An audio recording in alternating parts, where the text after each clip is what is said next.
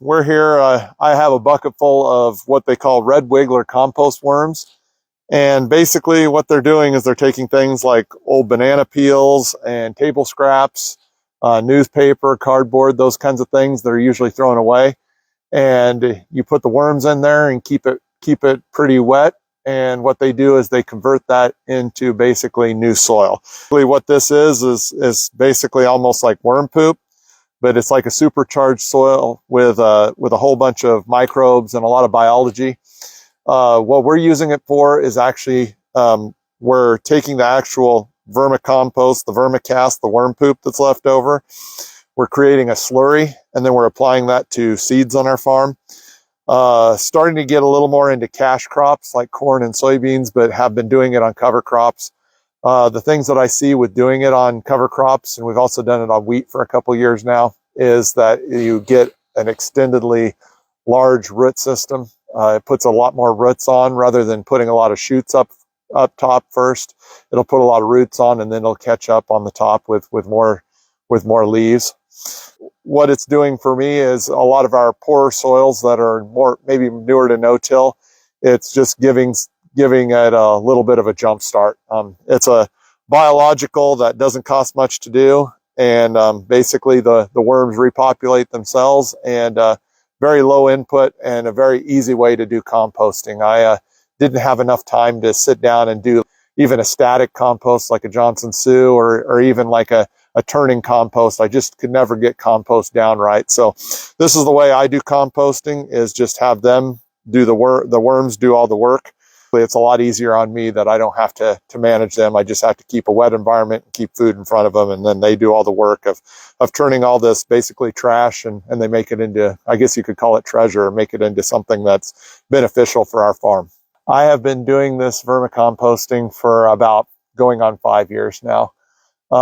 Basically, the cool part about vermicomposting is that as long as you keep a certain amount of worms in a certain amount of area, they'll breed up to where they're comfortable with, but they won't keep breeding and keep breeding. After they've reached a certain threshold, they determine how many, I don't know how they do it exactly, but they determine what their food sources are and how many can survive in a certain area. So it's something that if you get into, you don't have to just keep getting more and more and more of. But it's kind of a neat thing in the fact that we've really found that it's been a low expense way of getting rid of a lot of waste, especially here on the farm. Traditionally, we'd have to probably get rid of like cardboard and newspaper through burning, and this is a way that gets rid of them, and we don't have to worry about burning anymore. I've applied it to both our longer in the system and also our newer to no-till ground. I've seen benefits on both, but I think I see most of the benefits that we're seeing with the advanced rooting and stuff, and a lot more nutrient cycling and stuff on the ground that's newer to no-till. The stuff that's maybe a little more aged in the no-till system probably has some of the biology that we're seeing beneficial from the vermicompost already there.